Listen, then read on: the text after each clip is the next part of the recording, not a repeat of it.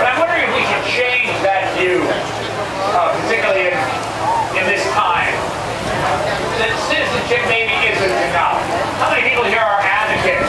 Yeah! Work in the advocacy world. Yeah! And we're taught to think that advocacy is some sort of special thing.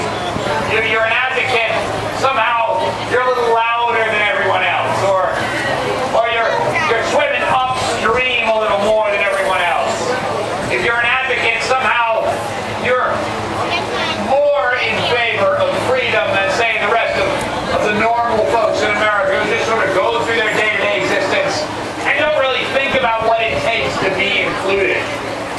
You know, how many of you were in the march earlier? Wasn't a terribly long march. I noticed they went out of the way, Steve went out of the way to avoid all the hills. What the heck is that about? What, advocates avoiding hills? Excuse me? Looking for the easy terrain? I don't think so. John Kemp, a good friend of mine who's now on the West Coast, who is an advocate in Washington, D.C. for people with disabilities, was very much involved in the original ADA legislative fight more than 20 years ago. He used to have a joke, bad joke, about what's the difference between a sit-in, remember sit-in from the 60s? What's the difference between a sit-in and a disability march? The answer is about 100 yards. I'd say 20 years after the ADA, we'd have to add a few yards to that. We're way beyond a touchdown in the disability rights movement. When the ADA came about, it was a bipartisan bill, as we all know. Republicans and Democrats supported the idea of Americans with disabilities having full participation in American society. It was perceived that everyone would understand intuitively that inclusion was a revisiting of the American story. The freedoms that were enshrined first in the Declaration of Independence, a declaration that really went out of circulation in the American discourse after 1789 when the Constitution was written and then ratified. The notions in the Declaration of Independence were revived by Abraham Lincoln as a presidential candidate in 1859 and 1860. We didn't really think about the Declaration of Independence. We had to revisit that history when we got serious in America about abolishing slavery. And there was a war about all that. No, the Americans with Disabilities Act was intuitive, was bipartisan until it was passed. And then it became a Republicans versus Democrat, conservatives versus liberals kind of a fight. And there was huge blowback against the ADA in the first decade during the Clinton administration. This ADA is going to create all kinds of frivolous lawsuits. This ADA is going to empower people to take advantage of small businesses and institutions that are struggling as it is. Anybody know what the employment rate for people with disabilities were during the beginning of the Reagan administration, say the 1981-82 period? Beginning of a recession, perhaps the worst we'd had, and we wouldn't revisit those unemployment numbers until just a year ago. Estimated unemployment rate for people with disabilities was well over 60%. Well, what was the argument back then? Well, you know, we're barely employing the people who we want to employ. I love that. We don't have the economic prosperity to begin getting around to hiring people with disabilities. Well, the ADA said you don't get around to hiring people with disabilities. Equal employment opportunity is a value enshrined in the Constitution with its amendments, and the ADA is a reminder that employment equity is not something we get around to, and it's not a function of economic prosperity. Oh, the small businesses said we've got an undue hardship here. We can't implement the ADA. We can't do it right away. We're going to have to wait for economic prosperity. The opt-outs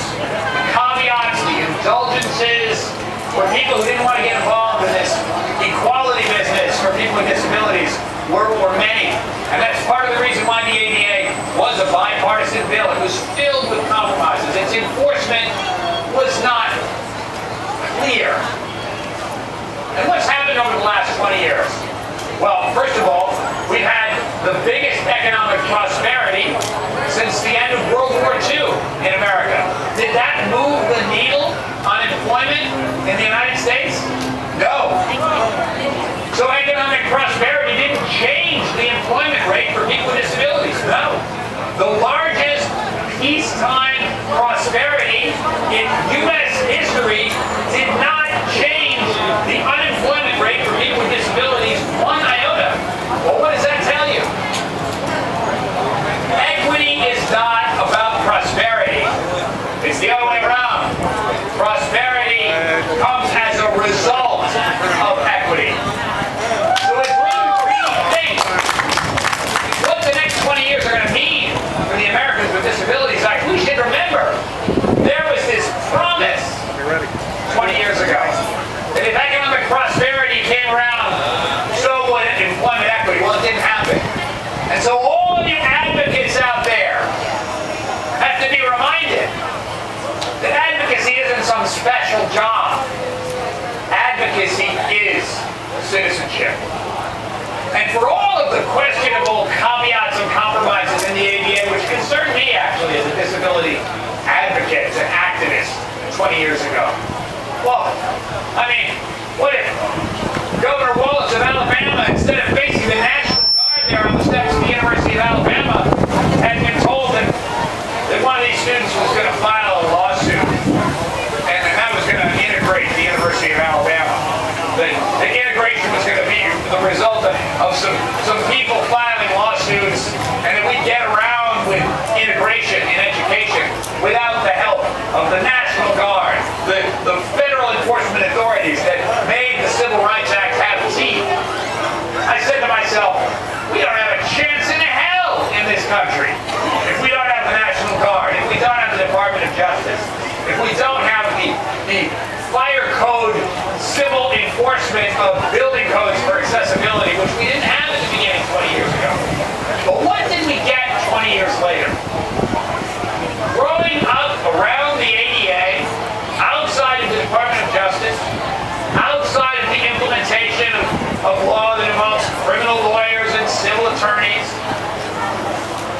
the ADA centers in the United States, the disability advocates, who are working in partnership with the federal government, the state government, and local authorities, have created a kind of public sector entrepreneurship, where people who want to comply with the ADA can come to these groups and understand how easy it is for them to comply. The benefits of the ADA are there for you as a business, for you as an institution. We can help you reach that goal. For people who need services, ADA centers and public sector advocates, like people here today, help people negotiate the paperwork of the federal government, of the state government, of the local governments to get services, to make sure that people understand that we can advocate for you. You're not a voice that's alone. That together with advocates of all types at every level of government, we can make sure that the promise of equity is delivered upon. And this model of public sector entrepreneurship and advocacy within the government to make sure people are matched up with services, to make sure that people's rights are recognized, this is a hugely important model for government-citizen interaction to make good on the promises of the Constitution. It goes way beyond people with disabilities. The court system isn't good enough to do what we need to do. A lawyer and a judge are not enough for a mom advocating for equity for her child in the school system. None of those things are enough. And so this infrastructure of disability activism, the ADA centers around the United States,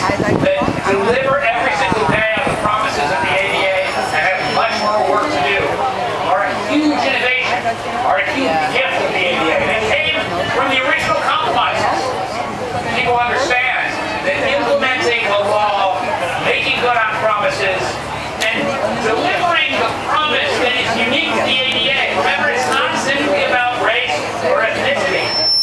It's a civil rights law that's based on the specific reasons why each individual is excluded. And so it says to every institution in America, all right, so you believe in equality? And of course, in the civil rights model, and the reason why we're still not in the post-racial issue, the racial era in America, is because people can say all they want. Oh, I'm not a racist. Oh, I'm not prejudiced. Oh, I would never discriminate. Well, what the ADA says is, okay, what you going to do to include people? You're going to change that step? You're going to widen that door? You're going to make that investment? You're going to hire those people? Okay, you talk a good game, Mr. and Mrs. America, but what are you going to do about it? What are you going to do about it? It's that piece, coupled with the power of the civil rights movement in the United States, that makes inclusion a matter of